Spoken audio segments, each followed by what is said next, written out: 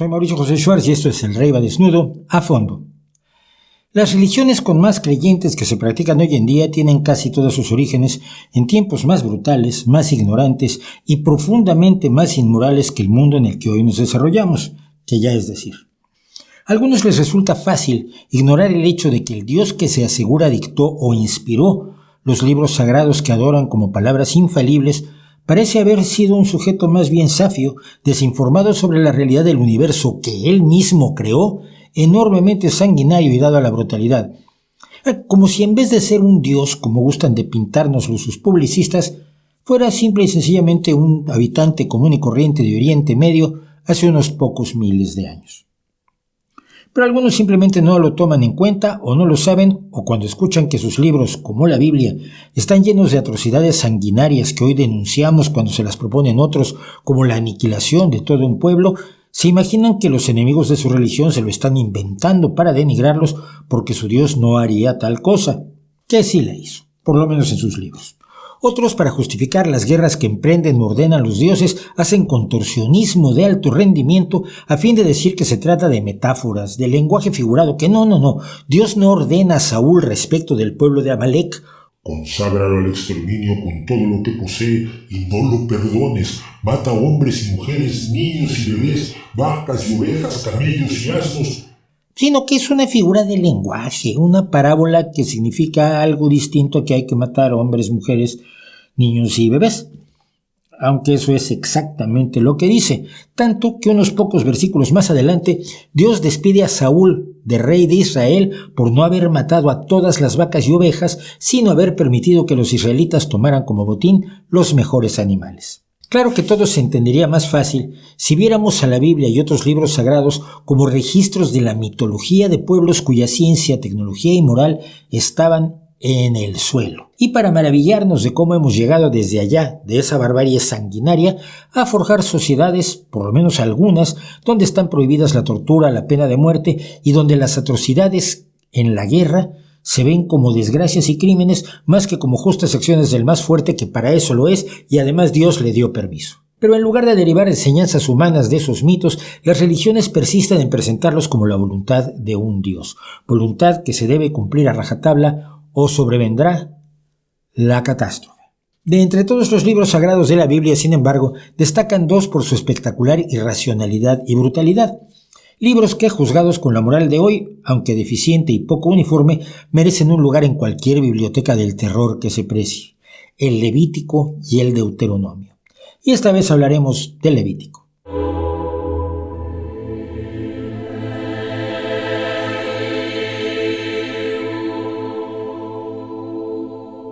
El Levítico, o tercer libro de Moisés, se puso por escrito, creen los estudiosos, o al menos la mayoría de los estudiosos, entre el 538 y el 332 antes de la era común, cuando la zona de Palestina donde vivía el pueblo hebreo era una provincia del imperio aqueménida persa. Es el tercer libro de la Torá judía y el tercero de la Biblia cristiana, y es la continuación cronológica del libro del Éxodo, ese donde Dios le ordena a Moisés construir el tabernáculo o morada o carpa del encuentro, una tienda en la que se colocaría el arca de la alianza y que se debía decorar y disponer con todo detalle como el propio Dios indica.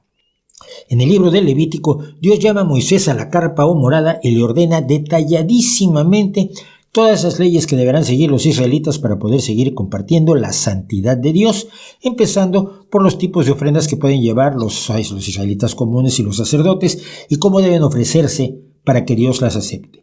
Esto puede sonar un poco raro, pero hay que recordar que cuando Dios ni miró a las ofrendas de productos agropecuarios de Caín, el primogénito de Adán y Eva, mientras que vio con agrado la ofrenda de ganado de Abel, el hermano menor, lo que provocó fue el primer asesinato de la historia humana, al menos según la Biblia. Y esto bien sabía Dios que iba a ocurrir, que para eso es omnisciente, lo sabe todo, conoce el futuro y decidió provocar el asesinato. Así que conviene hacer las ofrendas como Dios manda, literalmente, para evitarse fratricidios y otros sinsabores. El Levítico habla además de cómo ordenar a los sacerdotes, pero se dedica sobre todo a la impureza, a la purificación de la sociedad y el tabernáculo y a cómo vivir una vida santa al gusto de Dios. Las partes de los rituales religiosos son, como en todas las religiones, asunto absolutamente caprichoso. Se ora mirando para allá, se pone uno de pie, de rodillas, el oficiante lanza la sangre o el aceite con este dedo o el otro, en fin. Pero pese a ser caprichoso, el asunto no es trivial. En la Iglesia Católica, por poner un ejemplo bien conocido, el intento de los papas Juan XXIII y Pablo VI por actualizar a la Iglesia para ponerla al ritmo de los nuevos tiempos, o de lo que eran los nuevos tiempos en los años 60, algo que llamaron puesta al día o ayornamiento de la Iglesia, desde 1965 ha provocado enormes discusiones e incluso cismas, porque algunos se negaron y se niegan a dejar de decir la misa en latín y de espaldas a los fieles, por poner solo un ejemplo que a cualquiera que esté fuera del asunto le parece trivial. Antes de entrar en los pormenores del Levítico, es conveniente dejar claros algunos conceptos que permean toda la ristra de pecados y sus terribles consecuencias. Terribles consecuencias como las que ya vemos en el capítulo 10 del Levítico, cuando Nadab y Abihú, hijos de Aarón, tomaron cada uno su incensario, pusieron fuego en ellos y echaron incienso encima. Pero el fuego que presentaron delante del Señor era un fuego profano, contrariamente a lo que Él les había mandado. Entonces salió de la presencia del Señor un fuego que los devoró y ambos murieron delante del Señor. Moisés le dijo a Aarón: así se cumple la palabra del Señor, manifestaré mi santidad en aquellos que se acercan a mí, y a la vista de todo el pueblo seré glorificado. Aarón, por su parte, permaneció en silencio. Lógico, mejor no mover. Algo o alguien impuro o sucio, como lo maneja el Antiguo Testamento, no tiene nada que ver con la suciedad física externa, sino con una mancha espiritual que impide que la persona entre en el tabernáculo o participe en los rituales de la religión que dominaba totalmente, 24 horas al día, 7 días a la semana, absolutamente todas las actividades de las tribus de Israel. Al estar impuro, uno queda excluido de una parte de las actividades religiosas, o de todas, o de la comunidad, o incluso del poblado, porque su sola presencia pone de mal humor a Dios, y cuando Dios está de malas en la Biblia, muere gente, a veces mucha, a veces casi todos, como en el diluvio universal. Cierto que hoy en día nos puede parecer sorprendente que la religión ocupara tanto tiempo y esfuerzos de los antiguos hebreos, pero basta recordar cómo era la realidad de otros pueblos antiguos como los aztecas, o no tan antiguos. Pensemos en la Europa cristiana del medievo, donde todo cuanto se hacía o dejaba de hacer, cada palabra, cada acción, cada mirada, estaba dominada por la idea de que si metías la pata, podías condenar tu alma inmortal a los infiernos para toda la eternidad. Y toda la eternidad es mucho tiempo. También basta ver cómo la religión domina la totalidad de la vida de muchas personas en regímenes teocráticos como el de Irán, en los territorios dominados por el Daesh, en el atormentado Afganistán de los talibanes o en el interior de todo tipo de sectas manipuladoras y destructivas. Piense usted en muchas que hemos analizado en este propio canal, como las del Templo del Pueblo de Jim Jones, la familia de Charles Manson, Aum Shinrikyo de Shoko Asahara, los Sanyasin de Osho, los Hare Krishnas, la rama davidiana de David Koresh, la Puerta del Cielo, los Hijos de Dios de Moisés David, los cienciólogos de L. Ron Hubbard y muchos, desafortunadamente, muchos otros. Así que los antiguos israelitas no eran distintos de los practicantes de otras religiones. Algunas personas han querido justificar las prohibiciones de las leyes israelitas con la idea de que quizás de esos pueblos tenían algún vago concepto de microbiología y, por ejemplo, la prohibición de comer cerdo, que heredó el Islam, por cierto, y afortunadamente nadie más, se debía a preocupaciones por enfermedades transmitidas por la carne de cerdo infectada, como la triquinosis. Pero bien, primero, si la carne se cocina bien, no hay peligro y se cocinaba bien. Y ese caso especial no se aplica a los otros cientos de prohibiciones que no tienen nada que ver ni se pueden explicar con presuntas infecciones o contaminaciones. Es simplemente un argumento a modo para escurrir el bulo de lo principal.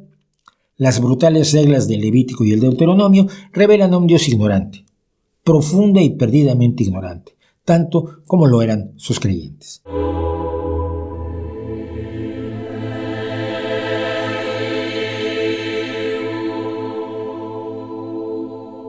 Alguien o algo en situación de impureza debía mantenerse entonces fuera de ciertas actividades y lugares, sobre todo del tabernáculo donde moraba el propio Dios, tabernáculo que ciertamente no debía mancharse.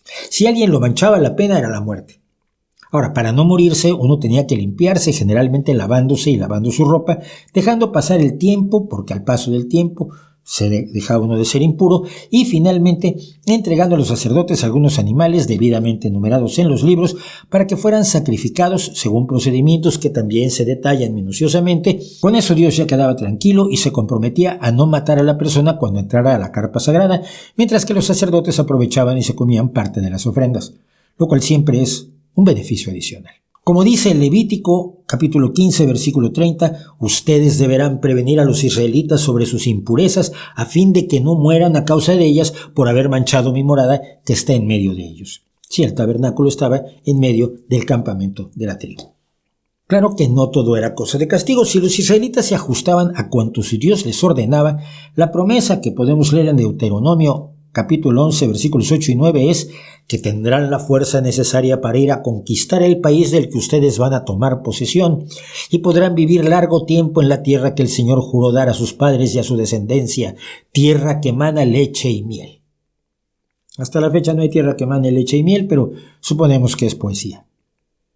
Finalmente, en las leyes de Dios juega un papel importante la lepra, pero la lepra bíblica no es lepra. Es decir, no es la enfermedad de Hansen, una infección crónica causada por el Mycobacterium leprae que afecta a la piel, los nervios, el tracto respiratorio y los ojos. Es la menos transmisible de todas las infecciones transmisibles y es totalmente curable. No. La lepra bíblica es cualquier alteración visible de la piel, o de la ropa, o de las casas, o de cualquier objeto. Es decir, puede ser cualquier infección o inflamación de la piel, moho, carcoma, una decoloración causada por cualquier motivo imaginable, por el contacto con una sustancia, con una planta, en fin, que una alteración en el aspecto de personas, animales o cosas debía ser evaluada por el sacerdote para determinar si era lepra o no. Calcule usted los profundos conocimientos de los que disponían tales sacerdotes para determinar algo tan vago como esa lepra bíblica genérica e imprecisa. Pues sobre esas bases se hicieron las leyes. El Levítico, decíamos, comienza detallando cómo deben hacerse los sacrificios de animales u oblaciones, que son ofrecimientos de productos agrícolas, en los distintos casos. Por ejemplo, el pecado de un sacerdote, que se convierte en pecado de toda la comunidad, y esto es preocupante. Imagínense que cada vez que hay un cura pecador o directamente delincuente, que no son pocos, encarcelen o multen o castiguen a todos sus parroquianos. Empecemos con los pecados: no dar testimonio ante el juez, tocar alguna cosa o persona impura o pronunciar un juramento son cosas que obligan al pecador a confesar su pecado y entregar a sacrificio una hembra de ganado menor o 2 torcasas o 2 pichones de paloma. El capítulo 11 hace la lista de animales puros, o sea comestibles, e impuros, que no se pueden comer y a veces ni tocar, empezando por el damán, que es un ungulado de la zona, el camello, la liebre y el cerdo. Aquí lo raro es la importancia que ha adquirido el cerdo en los tabús religiosos judíos e islámicos que no comparten los otros mencionados. Mi teoría es que es porque son mucho menos sabrosos que el cerdo. Respecto del agua, son comestibles los animales que tienen aletas y escamas, o sea, los peces, pero no todos. Los mariscos de todo tipo, las gambas, pulpos, calamares, almejas, ostras y demás, son impuros y no se pueden comer. Y entre las aves, Dios hace una lista de las impuras, entre las cuales destaca el murciélago. El murciélago. Aquí hay que preguntarles a los creyentes otra vez, ¿en qué quedamos? Si la Biblia le escriben unos pastores de cabras del desierto dados a hacerle la guerra a sus vecinos, no se les puede reprochar que no se hubieran enterado por entonces de que el murciélago es un mamífero placentario que forma el orden de los quirópteros dentro del clado de los escrotíferos o animales cuyos machos tienen escroto. Pero ay, hermanitos, ¿Dios creía que el murciélago era un ave? Es decir, un terápodo de la superorden de los dinosaurios, pero no lo había hecho él. Y si eso creía entonces, ¿ahora qué cree? ¿Ya se enteró de que los murciélagos no son aves? Pregúntele usted a un creyente. Pero dejemos el versículo 9 para pasar al 10, donde Dios dice que deberán considerar inmundos a todos los insectos con alas que andan sobre 4 patas. O sea, ninguno. ¿O Dios creía que había insectos de 4 patas? ¿No se enteró de que los insectos por definición tienen 6 patas? ¡No los hizo! ¿Con 6 patas? No 4. 6. Piénselo usted antes de ir a misa. Bueno, el caso es que estos animales son impuros y quien toque sus cadáveres incurre en impureza. Dejemos la empanada zoológica bíblica y pasemos al parto.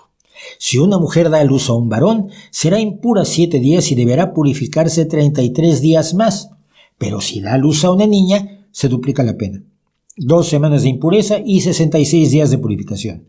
Y en todo ese tiempo no debe tocar objetos consagrados, ni ir al santuario, ni nada por el estilo. ¿Y por qué la diferencia? Pues no se sabe.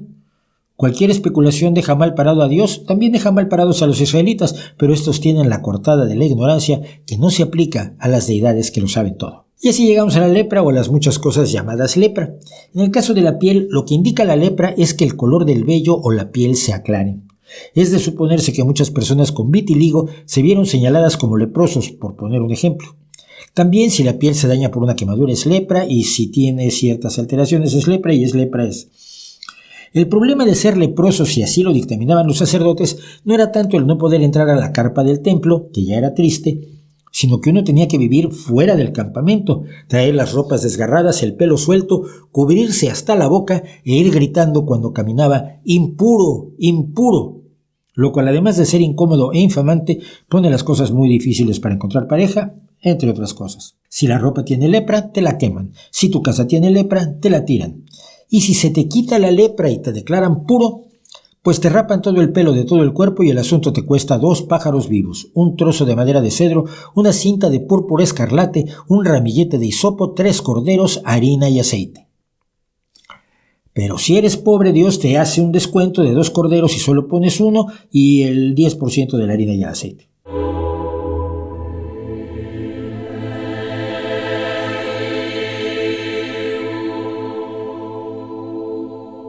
Y llegamos así al sexo y a los flujos infecciosos, o eso parece ser que tienen los miembros viriles o tenían los miembros viriles en aquel entonces de manera muy común. Según los estudiosos, esto se refiere a infecciones de la uretra. Padecerlas era no solo ser considerado impuro, sino que todo lo que uno tocaba era impuro. Y si alguien más lo tocaba, como una cama, pues también era impuro hasta la tarde y tenía que lavarse. Pero si eso le parece a usted mal, la menstruación de la mujer, después de todo un enorme misterio en la antigüedad, era la que atraía más interés de este libro sagrado. La mujer menstruante era impura 7 días, y quien tocara a esa mujer sería impuro hasta la tarde, o si toca un mueble que haya tocado, o si toca un objeto que hubiera estado sobre el lecho donde ella se hubiera acostado.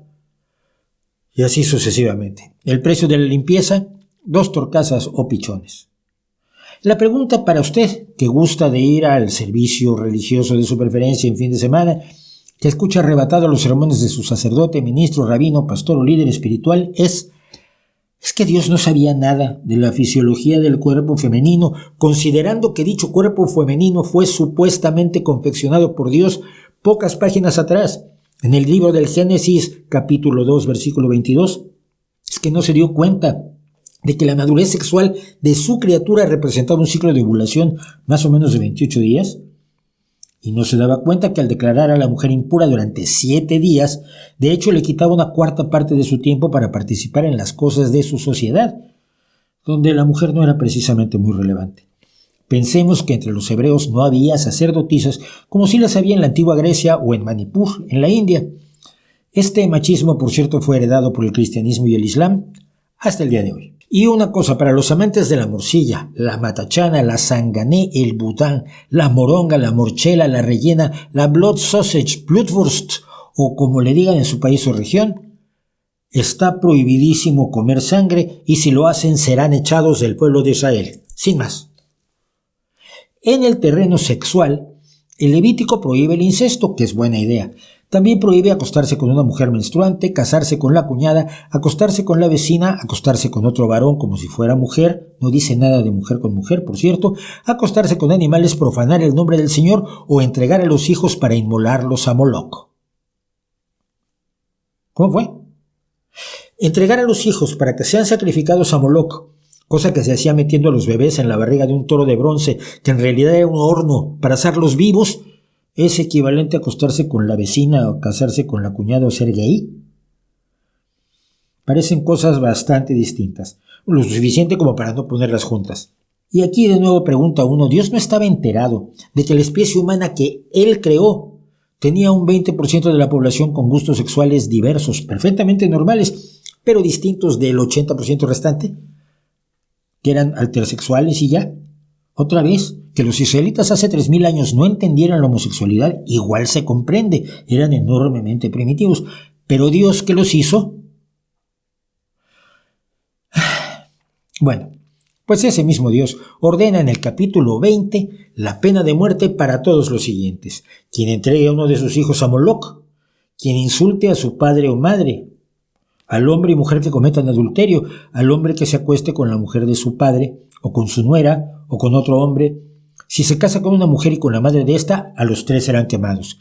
Además, la zoofilia conlleva la muerte de la persona y del animal, como si éste tuviera culpa alguna.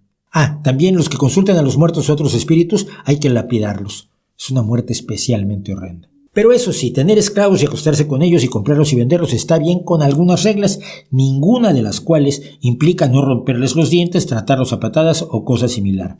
Son propiedad. El capítulo 26 del Levítico se resume de manera muy sencilla: yo soy el Señor, soy Dios y puedo hacerlo todo.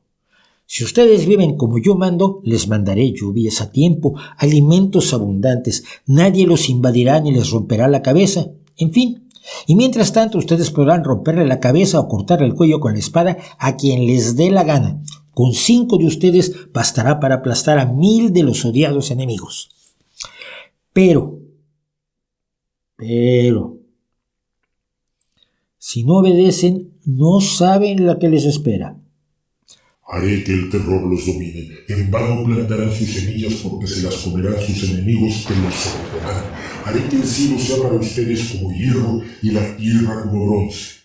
Ok, el Dios es bruto, pero tiene una vena poética nada despreciable. Eso hay que reconocerlo. Sigo. Enviaré contra ustedes fieras que les arrebaten sus hijos y exterminen su ganado. Les enviaré peste, caerán en poder del enemigo. Cuando hagan pan comerán, pero no se saciarán, y comerán la carne de sus hijos y de sus hijas. ¿No se los habían llevado las bestias? Derribaré sus altares, convertiré sus ciudades en ruinas, devastaré la tierra, a los sobrevivientes los llenaré de pánico. Así se humillará su corazón y pagarán sus culpas. Y no me vayan a hacer enojar porque es peor.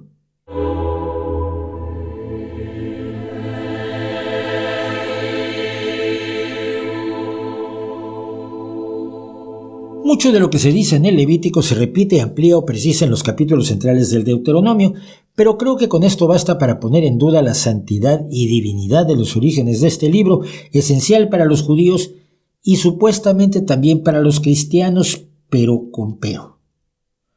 El cristianismo tiene una relación más bien complicada con el Antiguo Testamento, especialmente con estos libros. Porque verá usted, si un cristiano debe hacer lo que mande la Biblia, tendría que hacer un montón de cosas que hoy hallaríamos reprobables, desde untar los altares con sangre de cordero hasta lapidar a los adúlteros, que no está bien visto en sociedad. Para muchos teólogos de los inicios del cristianismo, el pacto de Dios con los israelitas quedó rescindido con el sacrificio de Cristo, cuya sangre era evidentemente más poderosa y valiosa que la de todos los corderos y torcasas del mundo. Y además, así el asunto pasaba a ser un pacto de Dios con toda la humanidad y no solo con las tribus de Israel. Esto resultaba muy conveniente para predicar la nueva religión, porque si se presentaba como simplemente una versión extendida del judaísmo, una especie de remix ampliado, no era propia de nadie que no perteneciera al pueblo hebreo.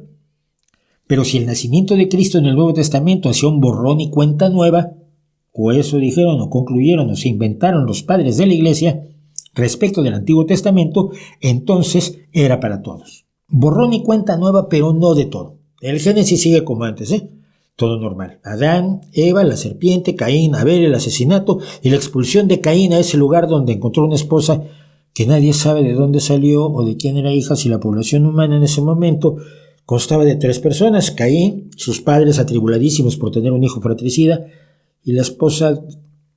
Eso no se toca. Otras partes tampoco, pero lo del pacto sí lo reescribieron. Bueno, no todos los cristianos lo reescribieron, particularmente entre los protestantes estadounidenses, divididos, como hemos comentado en este canal, en docenas de denominaciones diferentes. El Antiguo Testamento sigue siendo considerado una autoridad. Por ejemplo, el Levítico suele usarse entre los fundamentalistas estadounidenses para justificar desde la esclavitud hasta la persecución de homosexuales. La prohibición de comer sangre la reinterpretan los testigos de Jehová como la prohibición de transfusiones que tantas tragedias produce y sigue produciendo. Pero Cristo era judío, así que para ser un buen judío debía seguir los preceptos del Levítico. Pero ¿para qué seguirlos si él era la nueva alianza, el nuevo pacto de sangre? No queda claro. Que mire usted.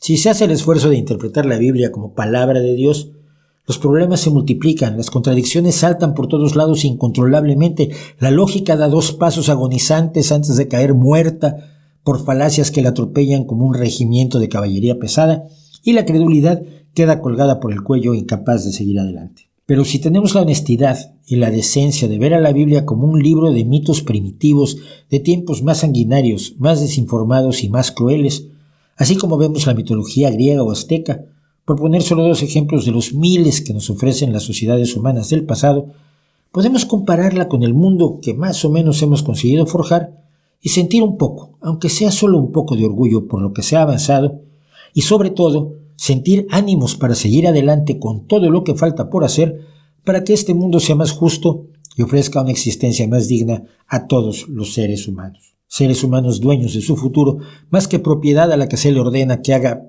todas las cosas que ordenan el Levítico o el Deuteronomio. Y de paso sirve para que comprobemos algo que no es poca cosa. Somos, como personas y como sociedades, hoy, mucho mejores que los dioses con los que todavía nos quieren embaucar, los que viven del miedo, la ignorancia y la desesperación. Somos mucho mejores que los dioses, que no es difícil, pero tampoco es poca cosa. ¿No cree usted?